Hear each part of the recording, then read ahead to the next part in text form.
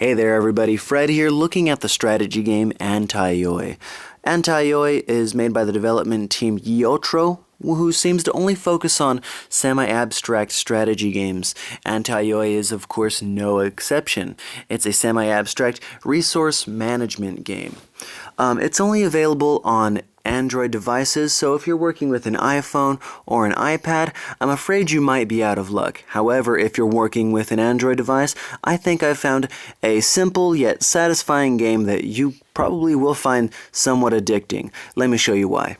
The game itself is simple enough. It focuses on 4 resources. The first resource you're going to notice immediately is land.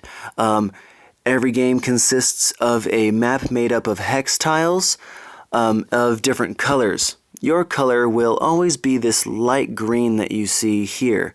Now, land is your source of income on this game. As you can see in the top right corner, I have a certain amount of money already available, 10 right there. And as you can see in the top middle of the screen, I have a plus 48. That is my expected income for this territory next turn.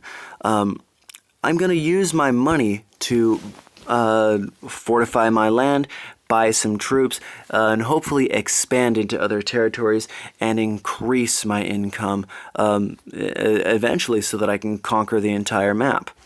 Now, as you can see on the bottom part of the screen, we have a little tower and a little tiny person.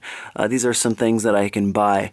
Right now I'm just going to go ahead and buy a little person, and as you can see I can place him anywhere in my territory and in some of the spots next to my territory if I wanted to be a little bit aggressive and get the jump on some of my enemies. I'll go ahead and do that.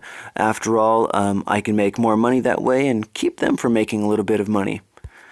Alright, so I'm going to go ahead and see what the other AI players are going to go ahead and do, and now that I've made a bunch of money, I can talk a little bit about the troop resource. So, as you can see, I only have this pudgy little dude right here. He's not really capable of much. He's capable of walking into other people's territories and kind of saying, hey, I'm here, this is my territory now. However, now that I have a little bit of money in my bank, I can buy another little guy, and I could stick him right there. But I can also buy a little guy and stack him on top of one of my existing guys to make him a little bit stronger. When I upgrade troops, they're capable of greater feats. This little guy, he can kill enemy soldiers. He can also take over these little houses which represent the headquarters of these territories.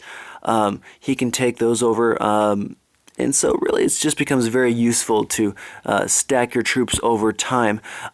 They all have an upkeep cost, and so you really have to be very wise with how much money you're spending on them.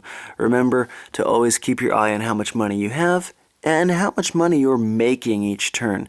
Anyway, as you notice on the actually on parts of the map we have trees.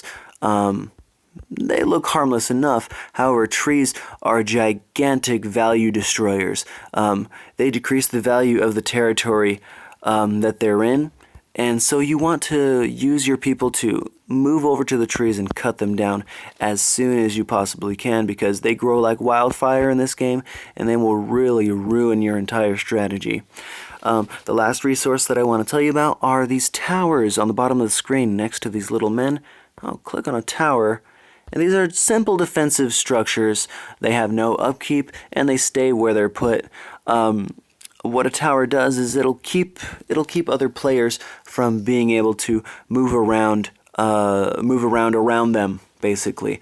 Only very high level troops are able to walk up to towers and destroy them. So now you've seen the basics, and that's really all the game is.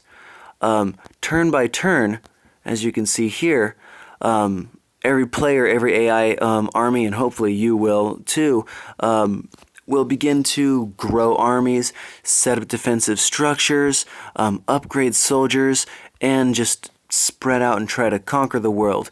After a few turns, you can see things have gotten pretty real.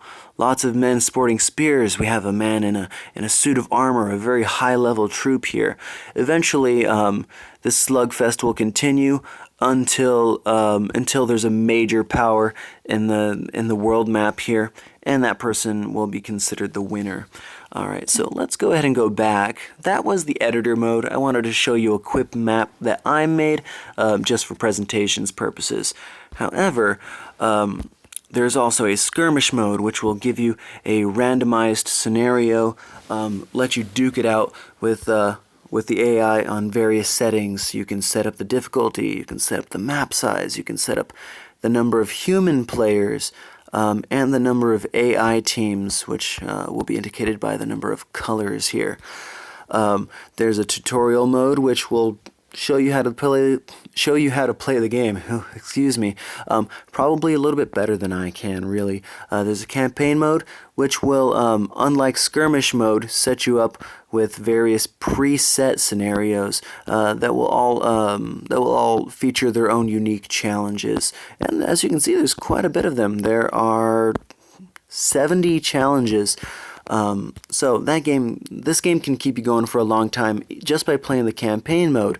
But you have an editor mode where you can make your own maps, and you're really only limited by your imagination in that respect. And there's a skirmish mode, which is great for picking up a small game on the go. I use the subway a lot, and it's been pretty fun just to pick up a skirmish and knock a game out in 10 minutes or so. As you can see in the game, the UI is pretty simple. In fact, it might be a little bit too simple, if only for the fact that it's a little bit difficult to, one, see my tower, see my person on the bottom of the screen when I click on my territory, and two, it can be somewhat difficult to actually to see what my men are capable of doing. What I mean is, you can see my little person here is bouncing up and down. That means he's capable of moving. When he's no longer bouncing up and down, he's had his action for the turn. And it's not normally a problem. However, when you begin to have lots of little territories and you have to really begin macro-managing and micro-managing your game, then it'll become an issue. You won't really see all of the actions you're capable of making all the time. That could be made a little bit more clear. The game is not graphically impressive, but you could argue that it's elegant in how simple it is.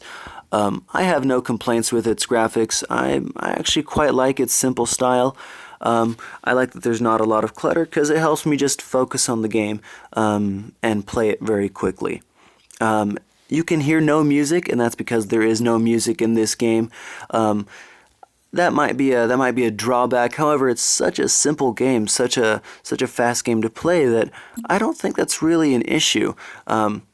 I'm not exactly concerned by having a lot of music playing while I'm looking at this game.